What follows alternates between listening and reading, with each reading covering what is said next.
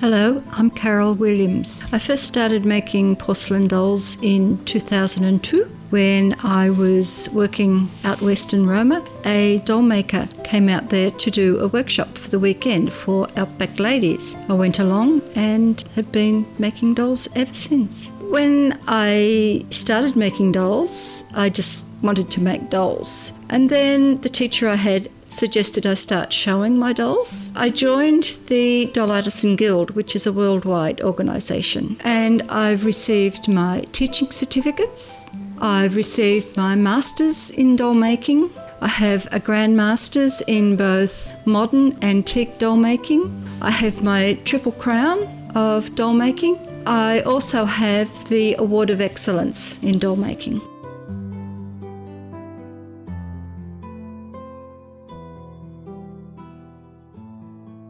Well, first off, you have to choose the mould that you want to make the doll out of. Once you've got your mould, it comes in two pieces. So you split it apart, you clean it down with a soft brush, and then give it a light spray with water and join the two halves back together and tighten them with a rubber band.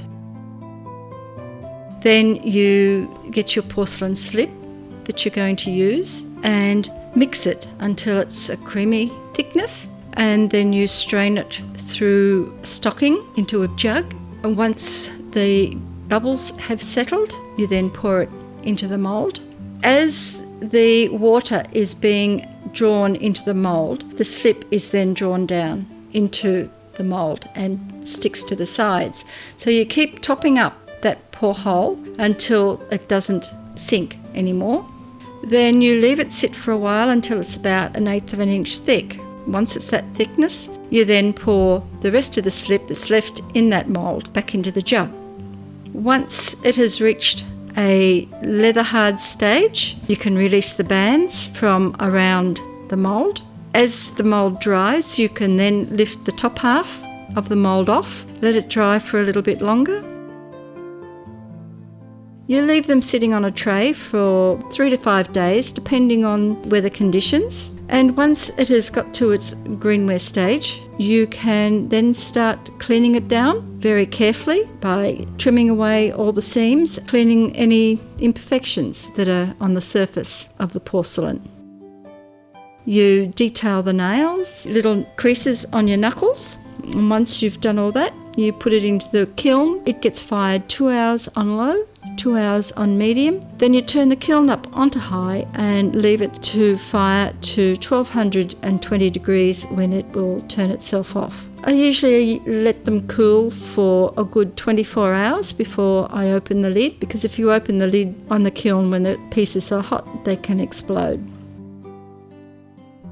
The pieces are now called bisque, and they get cleaned again. They get cleaned with sandpaper, then cleaned with gumption so that the surface is completely smooth. And if you've got a very smooth surface, you get a very good paint job.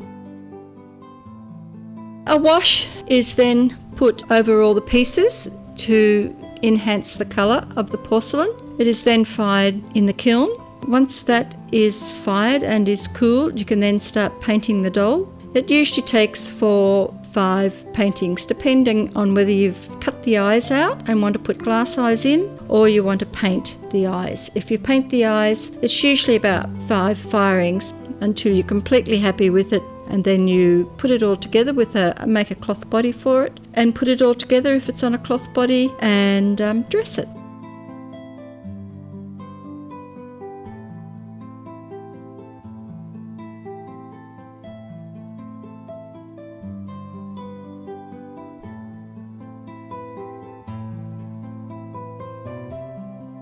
When Colin and I moved to Bundaberg, we built a studio where I do all my work. I make my beautiful dolls. The studio is open to anyone who would like to come and learn the art of porcelain doll making.